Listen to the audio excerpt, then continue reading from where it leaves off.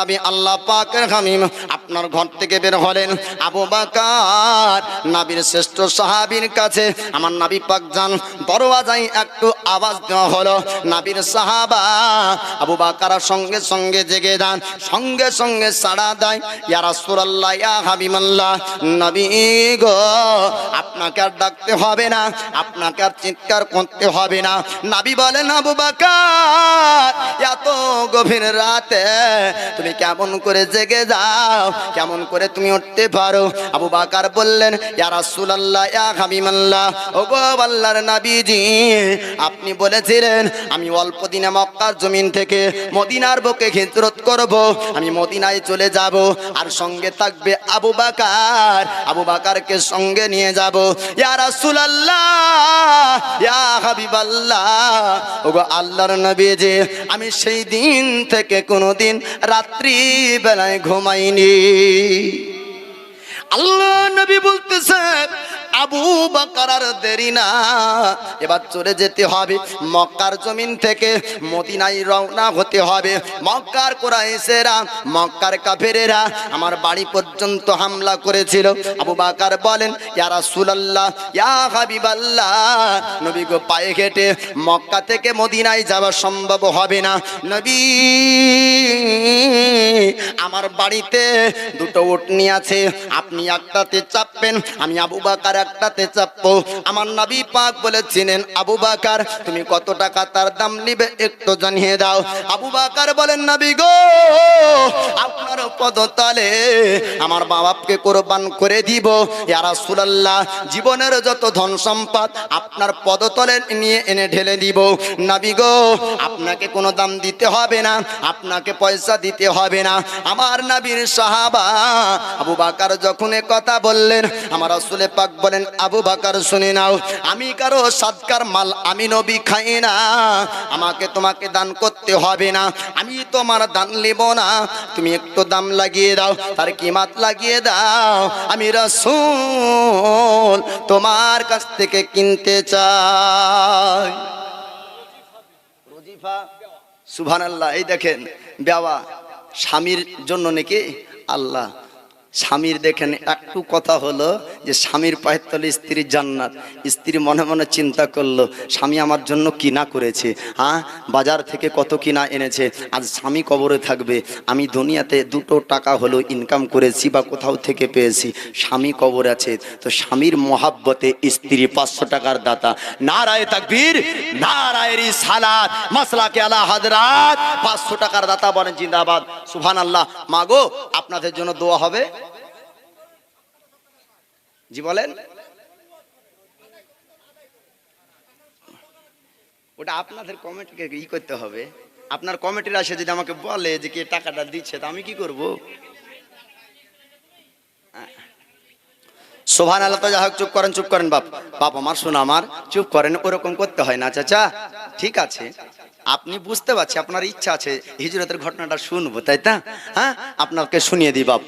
তো আমার নবী, দয়ার নবী বলছেন, আবু বকর তোমার উটনির দাম লাগাও, আমি কিনে নেব। এবার যে যা দিবেন মা আমার এখানে নামটা লিখে দেবেন। হিজরতের ঘটনাটা বুরাইদা আসলামের ঝান্ডা পর্যন্ত নিয়ে যাই, তারপরে আপনাদেরকে যা একটু আবেদন করব, তাই না? একটু মন ভরে শুনেন।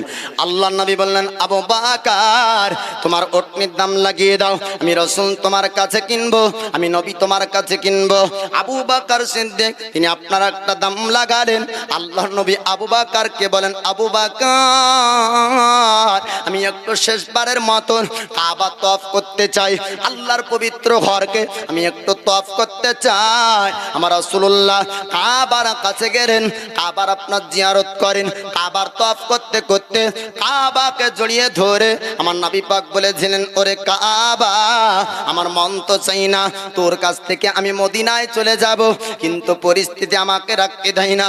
ওরে কাবা আমার মন চেয়েছিল আমি তোর কাছে সব সময় থাকবো, কিন্তু না না, আমাকে আমার পরিস্থিতি থাকতে দিল না। সে শেষ বারের মতন জিয়ারত করে দয়ার নবী আপনার চললেন আবু বকরকে সঙ্গে নিয়ে। আপনার যেতে যেতে যেতে যেতে আমার রাসূল বলেন, আল্লাহর হাবিব বলেন, ওগো আবু বকর, অনেকটা রাস্তা পার হয়ে এসেছি, একটু দাঁড়িয়ে যাও, একটু দাঁড়িয়ে যাও, আমাকে আরাম করতে হবে। একটা জায়গাতে আরাম করার জন্য আমার নবী পাক দাঁড়ালেন, থামলেন।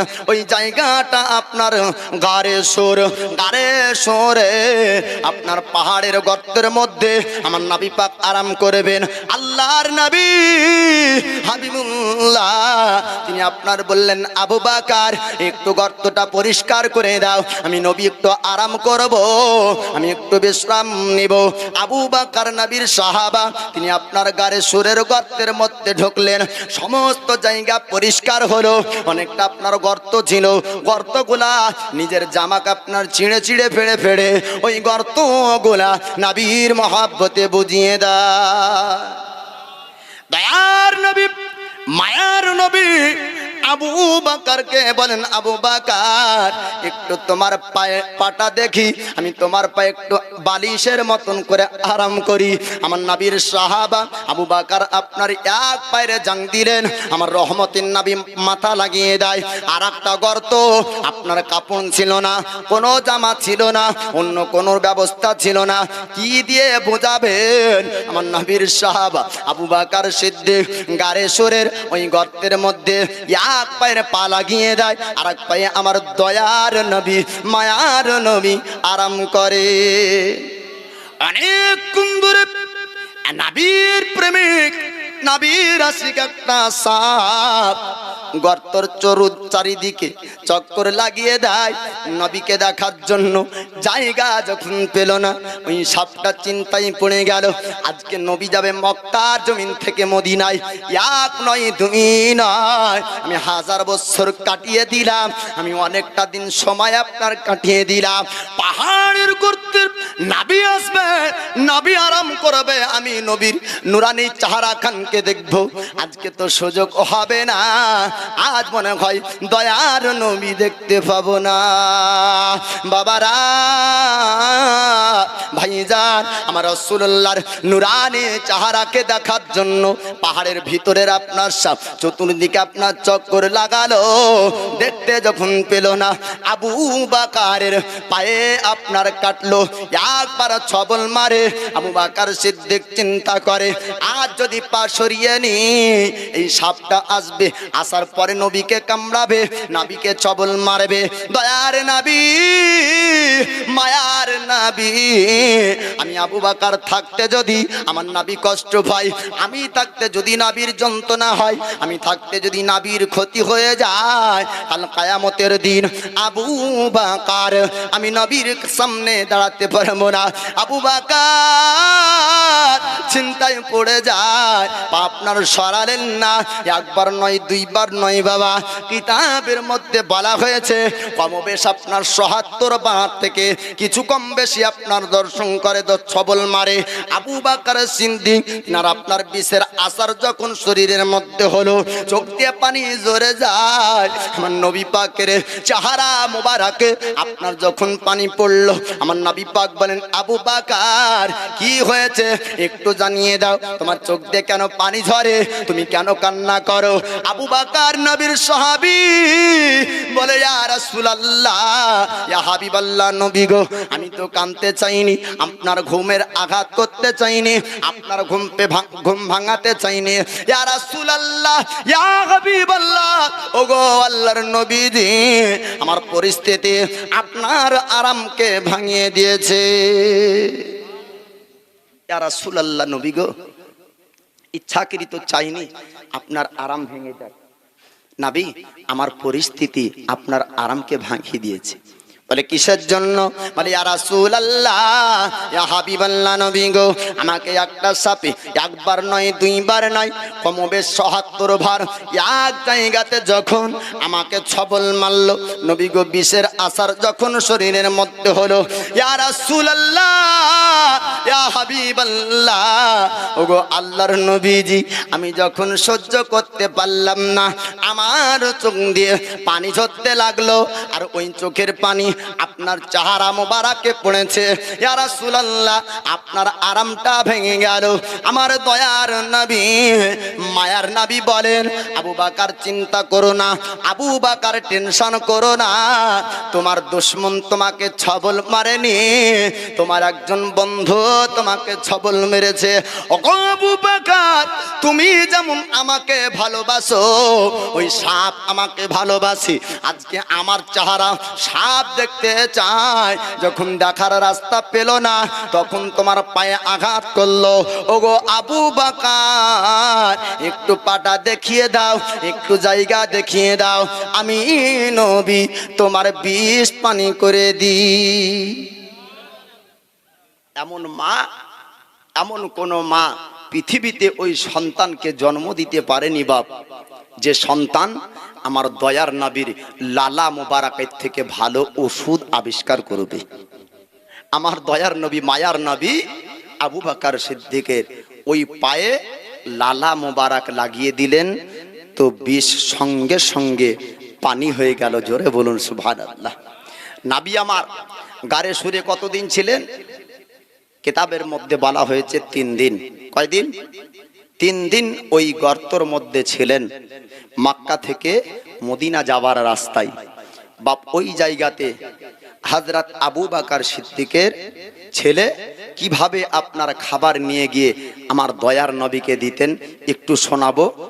দরুদ শরীফ একটু মহাব্বতের সহিত পড়ুন বাপ। আল্লাহুম্মা সাল্লি আলা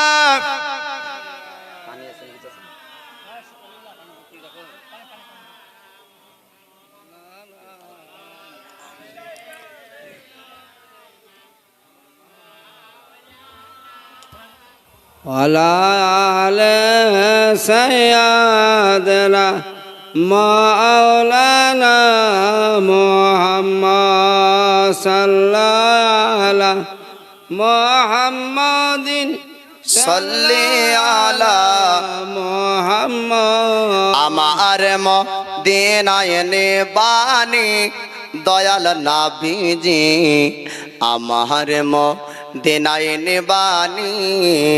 জোরে বলুন সুবহানাল্লাহ। মদিনায় কে কে যেতে চান একবার হাত উঠে বলুন ইয়া রাসূলুল্লাহ। তাহলে হাত তুলতে যে কাপ ফেলিয়েন না বাপ, আরামসে আপনারা চাটা খান আর আমি নাতটা পড়ি, তারপরে ওয়াজ করব, শুনতে ভালো লাগবে। নাহলে এদিকে চায় চুমুক দিবেন না ওয়াজ শুনবেন। হ্যাঁ, আমার মদিনায় নিবানি দয়ার নবীজি, আমার মদিনায় নিবানি নবীজি।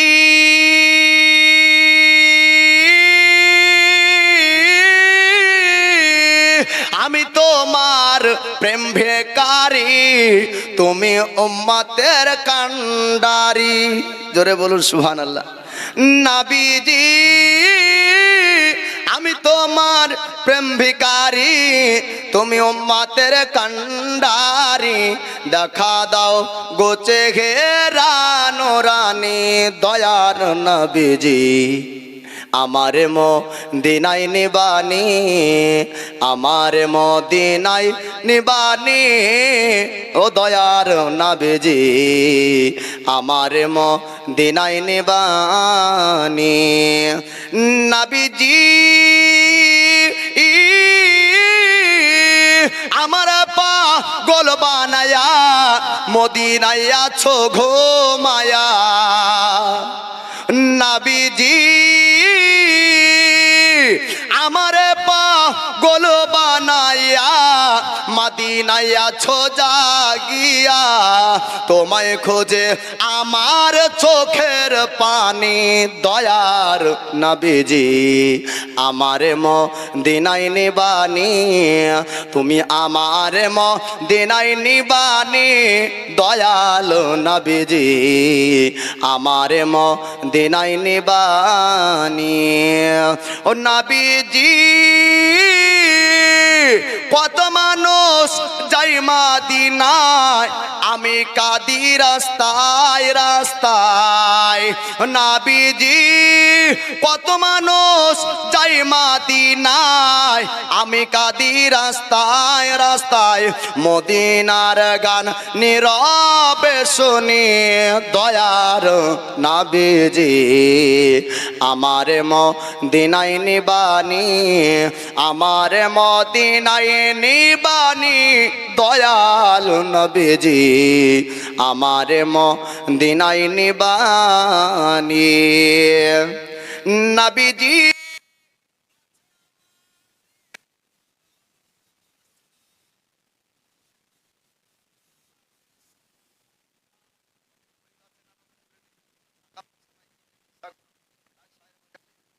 নবীজি আমার আছে ভালোবাসা যাওয়ার নাই গো টাকা পয়সা অন্তরের মদিনার জ্বালানি দয়াল নবীজি আমার মদিনায় নিবানি আমার মদিনায় নিবানি দয়াল নবীজি আমার মদিনায় নিবানি। এবার নবী আমার হিজরতের রাস্তায় বা এই গারে সুরা আছে। আল্লাহ নবীর সাহাবা হযরত আবু বকরের ছেলে তিনি আপনার যেতেন সারাদিন আপনার ওই জায়গাতে বকরি চড়াতেন আর নবী পাককে ওই বকরির দুধ দুয়ে দুয়ে আপনার নবী পাককে পান করাতেন। আবু বকর সিদ্দিক তিনাকে আপনার পান করাতেন। আর যখন সারাদিন কেটে যেত বাড়ির দিকে আপনার চলে যেতেন বকরি রাখানোর পর আপনার সারা রাত্রি গারে সুরের আপনার বাইরে আমার দয়াল নবীর কাছে আপনার থাকতে কাফেরেরা যেন কখনো এসে যেন আক্রমণ না করে দেয়। আল্লাহর নবী হাবিবুল্লাহ আল্লাহর পয়গম্বর এবার ওই জায়গা থেকে মদিনার রওনা হতে আপনার শুরু করলেন। আর এইদিকে কুফরে মক্কা মক্কার কাফেরেরা কুরাইশের আপনার পাপীরা এলান করেছিল আর আপনার বলেছিল যে মক্কা থেকে মদিনায় মোহাম্মদ যাচ্ছে আজ মোহাম্মদকে যে ধরতে পারবে মোহাম্মদকে যে মক্কায় আনতে পারবে তাকে 100 উট ইনাম দেওয়া হবে 100 উট আপনার পুরস্কার দেওয়া হবে। আল্লাহর নবী হাবিবুল্লাহ পয়গম্বর তিনি দয়ার মুস্তাফা মক্কা থেকে মদিনায় যায়। আপনার এদিকে কুরাইশের কাফেররা বলেছিল 100 উট পুরস্কার আপনার দেওয়া হবে। একজন ব্যক্তি উট পুরস্কার নেওয়ার জন্য আপনার মক্কা থেকে মদিনার রাস্তায় পার হতে শুরু করলো। দয়ার নবী মায়ার নবীকে আপনার খোঁজ করতে শুরু করলো। কত দূর পর্যন্ত রাস্তায় গিয়েছে নাম তার ছিল আপনার বুরাইদা আসলামী। বুরাইদা আসলামী পরবর্তীতে বাপ নবীর সাহাবী হয়েছেন ঈমান এনেছিলেন আমার নবীর নূরানী চেহারাকে দেখার পর। আল্লাহর নবী পয়গম্বর হাবিবুল্লাহ মক্কার জমিন থেকে আপনার মদিনার রাস্তায় এবার চলেন। বুরাইদা আসলামী 1 নয় 2 নয় বাবা ৭৭ জন ব্যক্তিকে নেওয়ার পর মক্কা থেকে মদিনার রাস্তায় চলতে শুরু করলো। মোহাম্মদকে যদি পাওয়া যায় তবে 100 উট ইনাম পুরস্কার পাওয়া যাবে। মোহাম্মদকে মক্কা